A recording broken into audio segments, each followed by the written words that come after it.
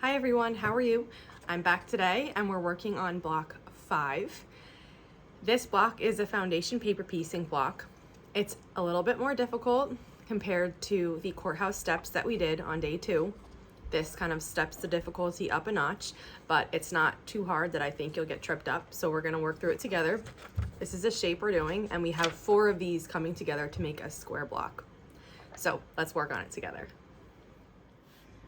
I have printed the templates from the blog, and I have some of them cut out here, but we have to tape just like we did in day 2, so I wanted to show you. This is one whole unit that we want. We have 4 of these. 2 of them here are halfway on to 2 different pages because of the size of the unit. So what we're going to do is just like we did on day 2, we're going to cut on this solid line here. Now I also want to say, if you're having trouble with this, with the margins of your printer printing this correctly, in this case, now it won't always be this way because sometimes I'm going to have the printer run off onto 2 pages, and it's just the way it is. But if you're having trouble, you could always just print, each of these 4 units is identical. So you could always print 4 pages of the first page and then just discard the partial ones and just use 4. Even if they all say D, that's fine. You can just ignore the letter for this time being. I'll explain what to do. And you can just print 4 copies of the first page and discard the ones that are partially printed onto 2 pages. So I took my line that I cut on and I lined it up with the line on my second page. I had the same black line going down, and I lined them up so that now these blocks are formed correctly, exactly how they should be. And oh, look at that one's not lined up. Do you see this? Look. See how that one's slightly off? I must have slipped when I was taping this down. But what I'm going to do is work on these 2 individually. So the top one I'm going to leave where it is because that's matched up, and I'm going to come to this bottom one, match it correctly, and then just tape it by itself. So now I need a new piece of tape. Okay, there we go. So once I have these taped properly, you can just cut these apart into their sections. Now, on block 2, when we did the courthouse steps and we used foundation paper piecing, we had one block that all went together into the same block. So our original block 2 was an 8.5-inch square block, and we added piece after piece. For this block, we actually have to make it in 4 sections and then put the sections together.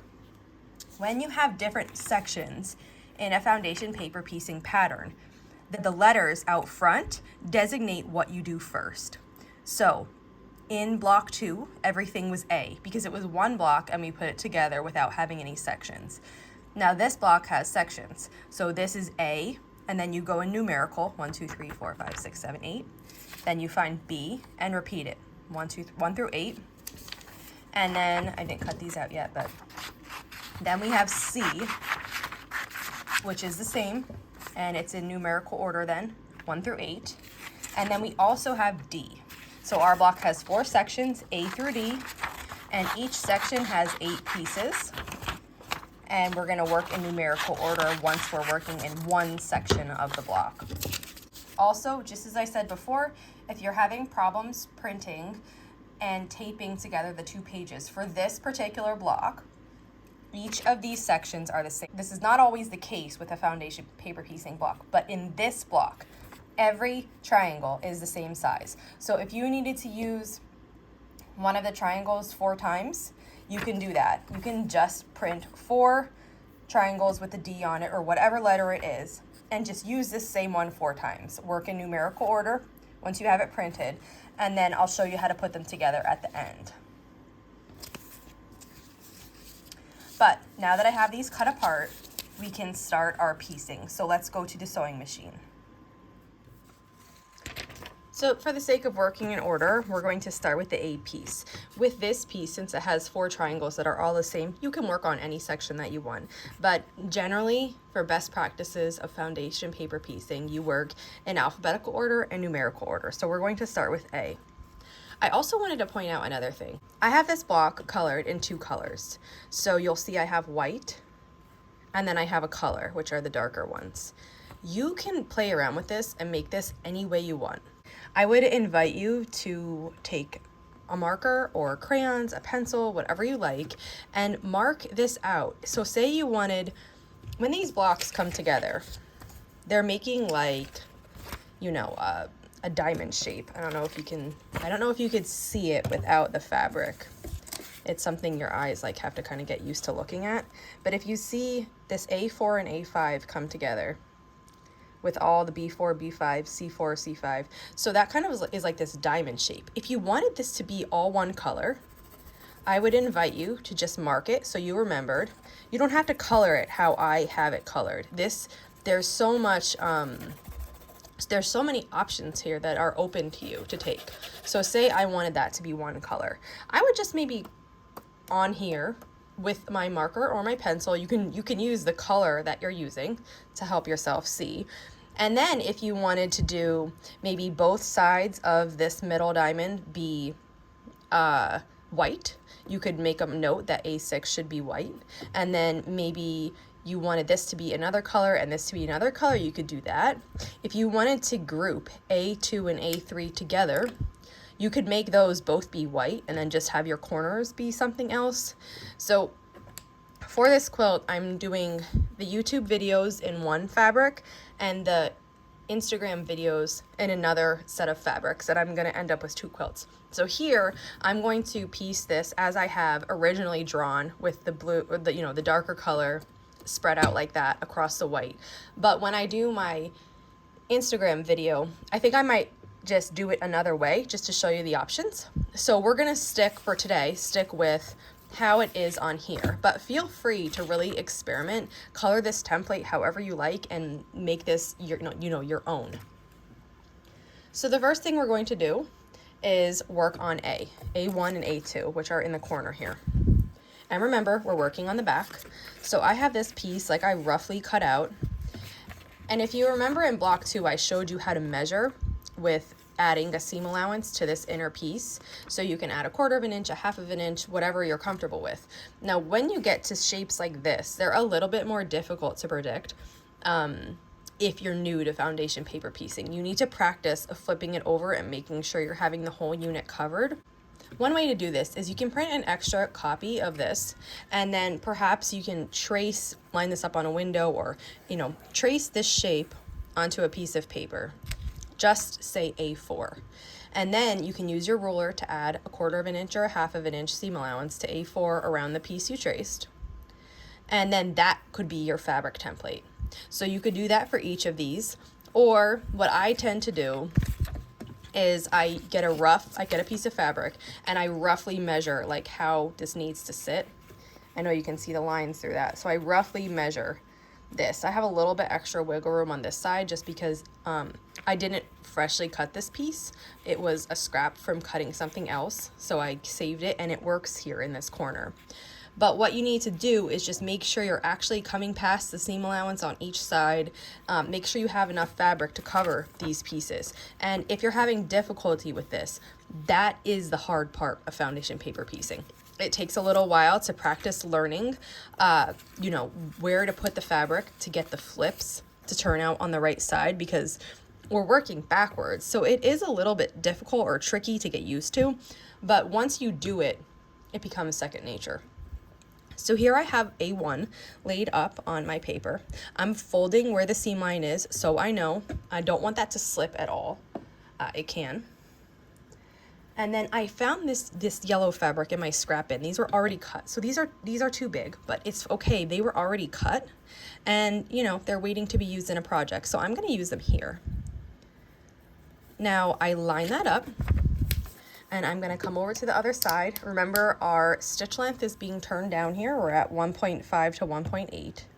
And I'm gonna sew on the line between A1 and A2.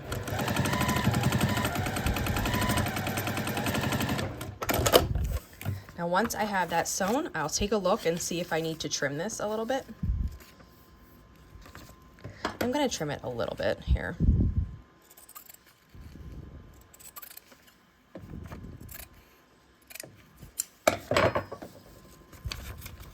And don't worry if when you're first starting, if you have to use pieces that are a lot bigger than your project, that's just part of the learning curve. Don't feel like you're being wasteful, or don't buy into that when people say foundation paper piecing is wasteful. If you're learning a new technique and you're going to be improving, it's okay to give yourself some wiggle room in the beginning. So here I folded my next where my next seam allowance is. And again, this piece is big because I didn't measure it on it. It's just a scrap I had laying around. And then I'm gonna go with my white next. So when you're checking these, here's what I do. So I folded that back to make sure. I'm putting this about 1/4 of an inch over. I'm gonna look and fold this on the seam allowance again. And then I'm gonna practice.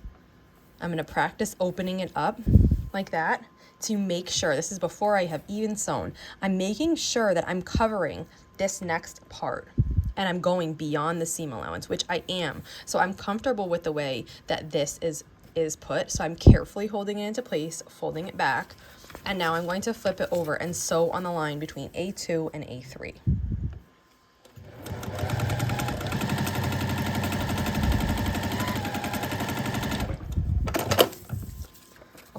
So I'll come to the back here and I will trim this.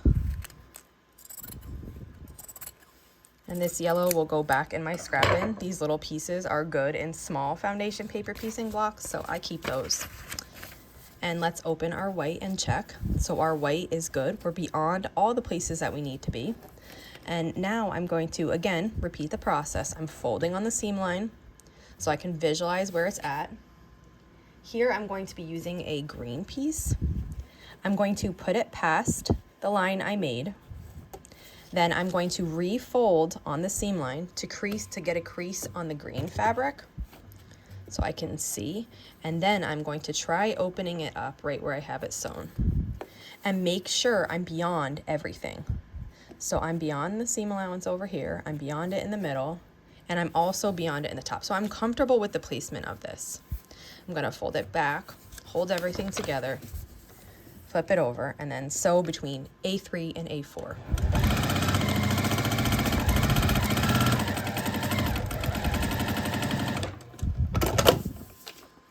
Okay. And trim this extra white away because that's bigger than I need in a seam allowance. And then I'm going to open this up. And if you would like to be pressing in between these steps, you can certainly do that. You can certainly press after every seam here. Now this one is an odd seam because it's the other half of this like diamond. So out here is like a bigger spot, and up here is a smaller tight spot. So let me show you so you can see when I have this. So my fold is like this. That's okay. We're ready for it. We have our next piece and we're gonna do a little test. I need to bring it down. We're gonna do a little test. We wanna make sure. Again, I'm gonna fold it on the seam allowance again, or the seam line again, so I can see where I'm at, and then I can practice opening it and making sure where it needs to go. And it looks good to me. So I'm gonna leave it just like that. And flip it over and sew on the line between A4 and A5.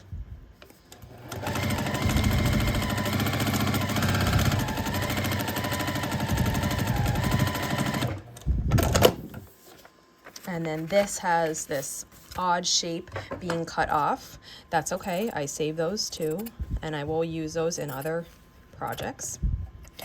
If you make really small little foundation paper piecing, these are really great at angles, these little cutoffs.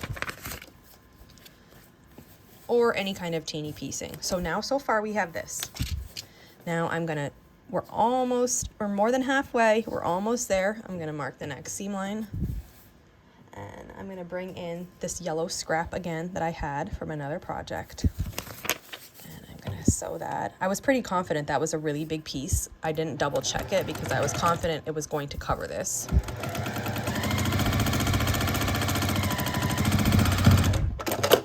Okay, I'll cut this white extra fabric off. It's a little bit thick at the top, but that's okay. That's just where these extra fabrics are overlapping. When we press it and trim it, that bulk will be eliminated. Okay, next one. Only 2 more to go. We're working on A7 now. And I have this little piece of fabric. I think it's gonna work just right, but I am gonna test it. So I'm gonna fold on the seam line and make sure that that seam allowance looks good. And then I'm gonna fold it back and make sure I'm covering it, and it is, it's good. Hold it and flip it over.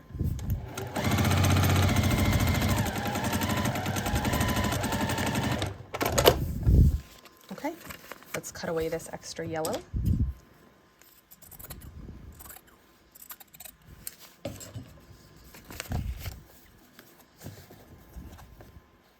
And we're on the last piece. We're working on A8, and I have another yellow to go there. So I'm testing this again to make sure that it will cover the edge of the piece, and it does.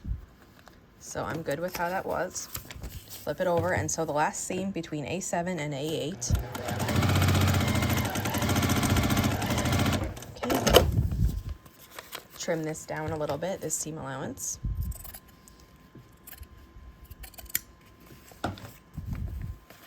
And now we have a really rough looking portion of our block, but we're gonna trim it and it's gonna look perfect. Okay, so I've brought this piece over to my ironing board here. And what I'm going to do is just press it. If you're pressing along the way, you would still wanna press it to press this last seam. So you wanna make sure you're pressing it before you trim.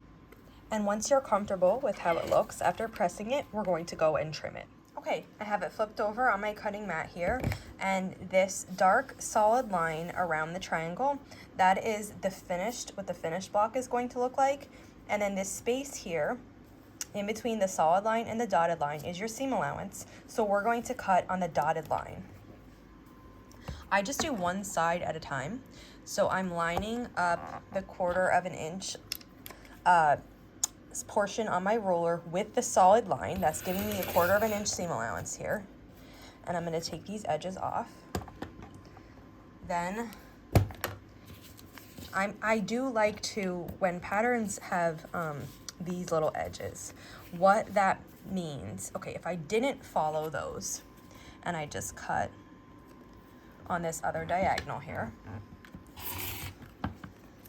it would just have this, it would keep going out to be like a point, and it would just have this little piece that would need to be trimmed off after we sew the block.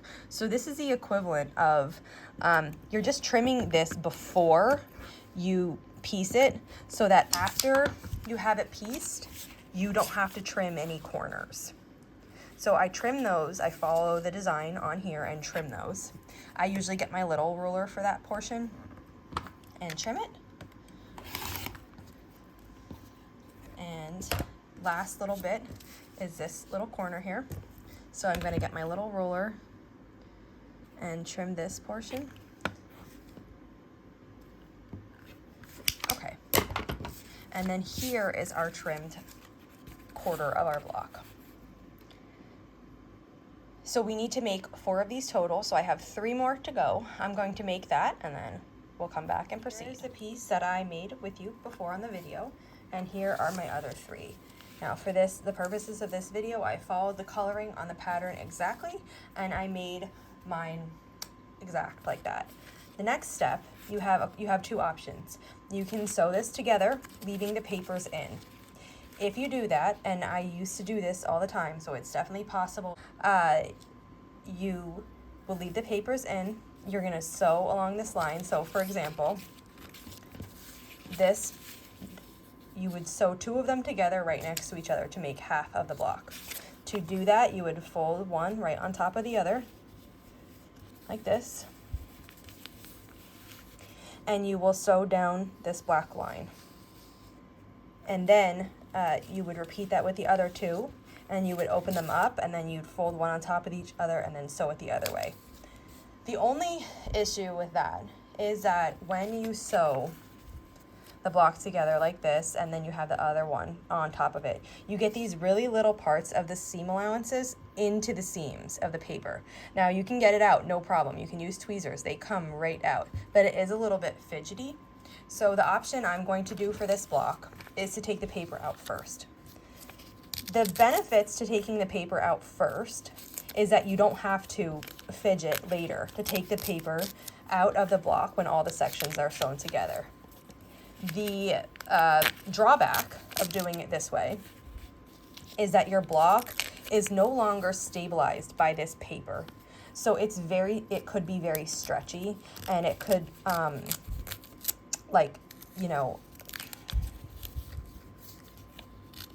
and it could become misshapen with handling.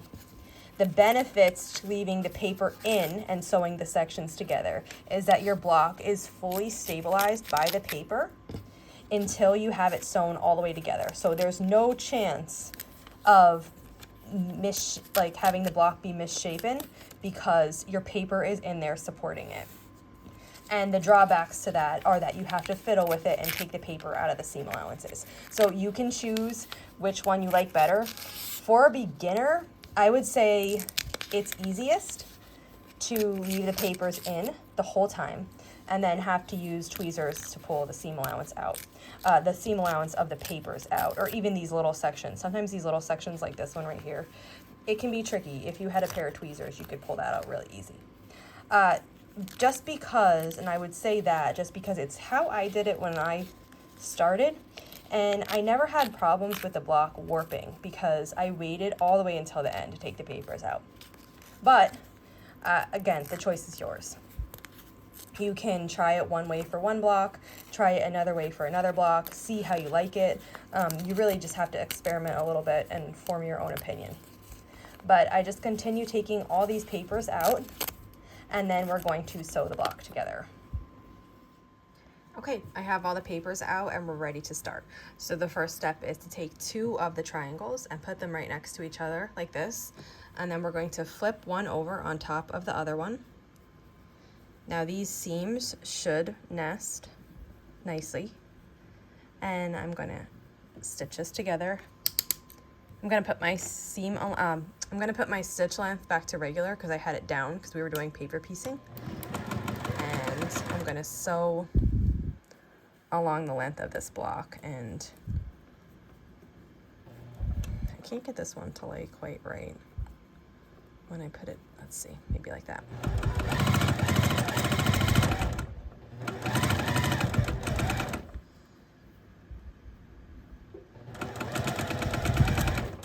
And then I'm going to take the other two triangles, put them right next to each other like that, and then put one on top of the other and sew this together.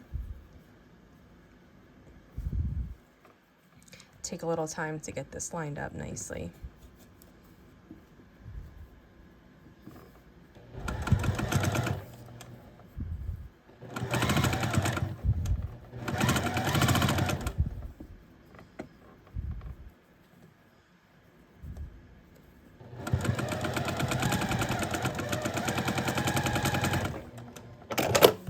And now I will just open one way and the other one the other way and fold it on top, and then sew this last final seam.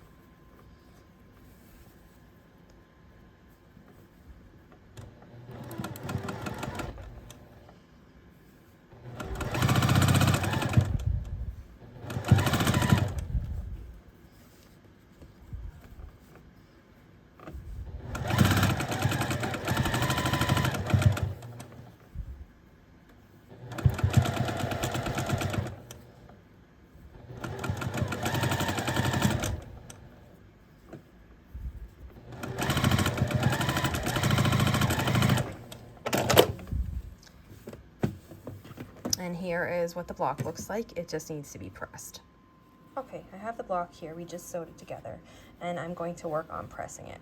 So this seam I have going to the left here, and I'm just going to, from the front, get this seam to lay nicely. Okay, and then I'm going to do the same process on this other side. And I'm trying to be careful to not warp this at all. And then once I have that, I'm making sure those two seams are laying nicely together, and then I just set my iron on top of this. The whole block can be pressed in half, just like this.